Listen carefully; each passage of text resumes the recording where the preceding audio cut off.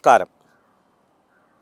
ഇന്ന് നമുക്ക് പഞ്ചമഹായജ്ഞങ്ങളിൽ ഭൂതയജ്ഞം. ഏവർക്കും അറിയാം, ഭൂതയജ്ഞം എന്നുള്ളത് പക്ഷി മൃഗാദികളെ സംരക്ഷിക്കുക, പരിസ്ഥിതി സംരക്ഷണം, ഇതാണ് ചുരുങ്ങിയ ഒരു അർത്ഥം. അപ്പോൾ ഇതിൽ പക്ഷി മൃഗാദി സംരക്ഷണം നമുക്കതെന്താണെന്ന് നോക്കാം. ഇന്നത്തെ ജെൻസി ഏറ്റവും കൂടുതൽ ചെയ്യുന്ന ഒരു പ്രവൃത്തിയാണ്, അല്ലെങ്കിൽ അതൊരു വലിയ സത്കർമ്മമായിട്ട് അവർ അറിയാതെ തന്നെ ചെയ്തു പോരുകയാണ്. ഇത് യജുർവേദത്തിൽ പ്രതിപാദിച്ചിട്ടുണ്ട്. പഞ്ചമഹായജ്ഞങ്ങളിൽ ഒന്നാണ് ഭൂതയജ്ഞം എന്നുള്ളത്. അപ്പോൾ നമ്മൾ ജീവിക്കുന്ന ചുറ്റുപാട്, ആ ചുറ്റുപാടിലുള്ള പക്ഷി മൃഗാദികളെ സംരക്ഷിക്കുക, വൃക്ഷങ്ങളെ വെച്ചു പിടിപ്പിക്കുക, നശിപ്പിക്കാതിരിക്കുക എന്നുള്ളതാണ്. അങ്ങനെ ചെയ്യുമ്പോൾ ഒന്നൊരു കൂട്ടപ്രവൃത്തിയായിട്ട് ചിന്തിക്കുക. ഇത് ഒരാൾ ചെയ്യുന്ന പ്രവൃത്തിയല്ല, ഒരു കൂട്ടമായിട്ട്, ഒരു സമൂഹം, ഒരു നാട്, ഒരു സംസ്ഥാനം മുഴുവനും ഇത് ചെയ്യുന്നതാകയാൽ എന്തായിരിക്കും അതിൻ്റെ ഫലം എന്ന് ചിന്തിക്കുക. അങ്ങനെ യജുർവേദത്തിൽ ഈ ഒരു മഹത്തായ ഒരു യജ്ഞമായിട്ട് ഇതിനെ കണ്ട് അതിനെ പരിപാലിച്ച് മുന്നോട്ട് പോകണം എന്ന് വളരെയധികം നിഷ്കർഷിച്ചു പോരുന്നുണ്ട്. അങ്ങനെ ആ സ്മൃതി എന്ന് പറയുന്നത് ധർമ്മശാസ്ത്രം. അപ്പം ധർമ്മശാസ്ത്രങ്ങളിലൂടെ മനുഷ്യൻ്റെ അടുത്തേക്ക് അതിനെ മീനിങ് ഫുള്ളായിട്ട്, കാരണം വേദത്തിൽ പറയുന്നതെല്ലാം ഒറ്റയടിക്ക് മനുഷ്യന് മനസ്സിലാക്കാൻ പറ്റില്ല.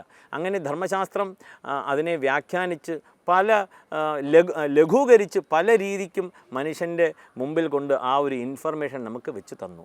അങ്ങനെ ഭൂതയജ്ഞം അവരവരുടെ നക്ഷത്രങ്ങൾക്ക് പറഞ്ഞിട്ടുള്ള വൃക്ഷങ്ങൾ നടാം. അപ്പോൾ തദ്വാര ഒരു കണക്ഷനുമായി കഴിഞ്ഞു, നമ്മുടെ ദോഷവും പോയി. എത്ര സാധിക്കുമോ അത്രയും വൃക്ഷങ്ങൾ വെച്ചു പിടിപ്പിക്കുക എന്നുള്ള ഒരു കാര്യം. രാവിലെ ഒന്നുമില്ല, തുളസിക്ക് വെള്ളം ഒഴിക്കുന്നതും ഭൂതയജ്ഞം തന്നെയാണ്. കാക്കയ്ക്ക് ചോറ് നൽകുന്നതും ഭൂതയജ്ഞം തന്നെയാണ്. നായ്ക്കൾക്ക് ബിസ്ക്കറ്റ് വാങ്ങിച്ചു കൊടുക്കുന്നു, ഭൂതയജ്ഞം തന്നെയാണ്. എന്നിങ്ങനെ ഈ പ്രവൃത്തികളെല്ലാം തന്നെ ഭൂതയജ്ഞമാണ്. ഇതിനെക്കുറിച്ച് വിവരിച്ച് പറയേണ്ട കാര്യമില്ല. പക്ഷേ ഇവിടെ ഒന്ന് രണ്ട് പോയിൻറ്റുകൾ പറയാനുണ്ട്. പരിസ്ഥിതി സംരക്ഷണം ഇത് മാത്രമല്ല. ബസ്സിൽ യാത്ര ചെയ്യുന്ന ഒരാൾ റോഡിലേക്ക് തുപ്പരുത് എന്നുള്ളത് പരിസ്ഥിതി സംരക്ഷണമാണ്.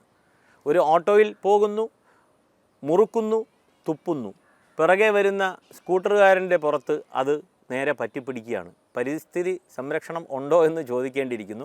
ആ കർമ്മത്തിന് തീർച്ചയായിട്ടും ഫലമുണ്ട്. കർമ്മം ചെയ്തിട്ടുണ്ടെങ്കിൽ കർമ്മഫലം ഉണ്ട്. അപ്പോൾ പരിസ്ഥിതി സംരക്ഷണം നമ്മൾ ഏറെ ശ്രദ്ധിക്കേണ്ടതായിട്ടുള്ള ഒരു വസ്തുതയാണ്. രണ്ടാമത്തെ ഒരു കാര്യം, ഇതൊരു ചെറിയ കാര്യമാണ്, പക്ഷേ ഒരു വലിയ രീതിയിൽ നമുക്ക് പരിസ്ഥിതിയെ സംരക്ഷിക്കുവാനാകും ഈ ഒരു ഒറ്റ കാര്യം ശ്രദ്ധിച്ചാൽ. നാം ചായ കുടിക്കുന്നു, കാപ്പി കുടിക്കുന്നു. ഇന്ന് പാക്കറ്റ് പാലാണ്. ആ പാക്കറ്റിലൊക്കെ പാൽ, അതുപോലെ തന്നെ കോഫി പൗഡർ, തേയില പൊടി എന്നിങ്ങനെ ഒരുപാടുണ്ട്. അത് നാം കട്ട് ചെയ്യുമ്പോൾ, പാൽ കവർ നമുക്കറിയാം, അത് കട്ട് ചെയ്ത് കഴിഞ്ഞാൽ ബാക്കി നമുക്ക് കണ്ടു കഴിഞ്ഞാൽ അത് വലുതാണ്, അത് നമുക്ക് റീസൈക്ലിങ്ങിനായിട്ട് അത് കൊണ്ടുപോകുന്നു. ഓക്കെ, നമ്മൾ എഗ്രീഡ്.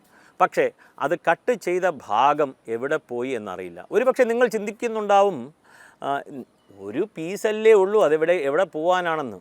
പക്ഷേ ഒരു ദിവസം കേരളത്തിൽ 1,00,000 പാക്കറ്റ് രാവിലെ മാത്രം, ഇല്ലെങ്കിൽ 5 ലക്ഷം പാക്കറ്റാണ് നാം കട്ട് ചെയ്ത് മാറ്റപ്പെടുന്നത്.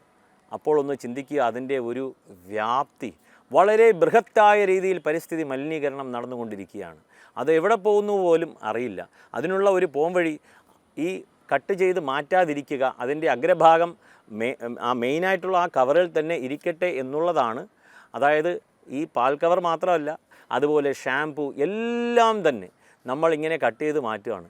ഈ പ്ലാസ്റ്റിക് എവിടെ പോയി കിടക്കുന്നു നമുക്കറിയില്ല. ആയതിനാൽ സാധിക്കുന്ന പക്ഷം ഈ ഒരു ചെറിയ കാര്യം ചെയ്താൽ അത് ഭൂതയജ്ഞത്തിൽ ഉൾപ്പെടും എന്നുള്ളതിൽ തർക്കമില്ല. അടുത്തതായി പഴകിയ ഭക്ഷണം.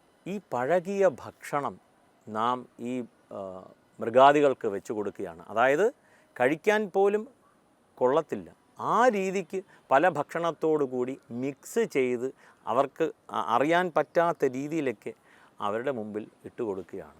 ദയവ് ചെയ്ത് അത് ചെയ്യരുത് എന്നുള്ള ഒരു അഭിപ്രായമുണ്ട്. ശയനേ ഭോജനേ ചൈവ പ്രജോത്പാദന കർമ്മസു സമാനഭാവോ ഭൂതാനാം എന്ന് തന്നെയാണ്. അതായത് ശയനം, ഭോജനം, പ്രജോത്പാദനം, അമീബ മുതൽക്ക് ഇങ്ങോട്ട് ഉള്ള എല്ലാ ജീവജാലങ്ങൾക്കും സമാനഭാവോ ഭൂതാനാം, അതിൽ നിന്ന് ലഭിക്കുന്ന ആനന്ദം ഒന്ന് തന്നെയാണ്. എന്താണ് മനുഷ്യനെ അതിൽ നിന്ന് വേർതിരിക്കുന്നത് എന്ന് ചോദിച്ചു കഴിഞ്ഞാൽ ധർമ്മേണൈവ നരഃപരഃ, ധർമ്മം മാത്രമാണ്. ധർമ്മം എന്നുള്ള ബോധം, ഇതാണ് ശരി, ഇത് ശരിയല്ല, ഇല്ലെങ്കിൽ ആ വിവേകം, അതുകൊണ്ട് മാത്രമാണ് മനുഷ്യനെ മറ്റ് മൃഗാദികളിൽ നിന്നും പക്ഷികളിൽ നിന്നും എല്ലാം തന്നെ ജീവജാലങ്ങളിൽ നിന്നും വേർതിരിച്ച് കാണേണ്ടി വരുന്നത്. ആ ധർമ്മം എന്നുള്ള ബോധമാണ്. ആ ധർമ്മബോധത്തോടു കൂടി ഭൂതയജ്ഞം അനുഷ്ഠിച്ചാൽ വളരെ നന്നാകും. കാരണം ഈ പരിസ്ഥിതി എന്ന് പറയുമ്പോൾ തന്നെ നാം നമ്മുടെ കാര്യങ്ങളൊന്നും ചെയ്യാതെ നാം ഈ ഗവൺമെൻറ്റിനെയും കോർപ്പറേഷനെയൊക്കെ പറഞ്ഞുകൊണ്ടിരിക്കുകയാണ്, അവിടെ ക്ലീൻ ചെയ്തില്ല, ഇവിടെ ക്ലീൻ ചെയ്തില്ല എന്നുള്ള ഒരു വസ്തുതയാണ്. കാരണം ഇന്നത്തെ കാലത്ത് വേസ്റ്റ് മാനേജ്മെൻറ്റ് വളരെയേറെ ചലഞ്ചായിട്ടുള്ള ഒരു കാര്യമാണ്. ആയതിനാൽ വേസ്റ്റ് മാനേജ്മെൻറ്റും കൂടി ഭൂതയജ്ഞത്തിൽ ഉൾപ്പെടുത്തി ചിന്തിച്ചാൽ വളരെയേറെ നന്നാകുമായിരുന്നു. നമസ്കാരം.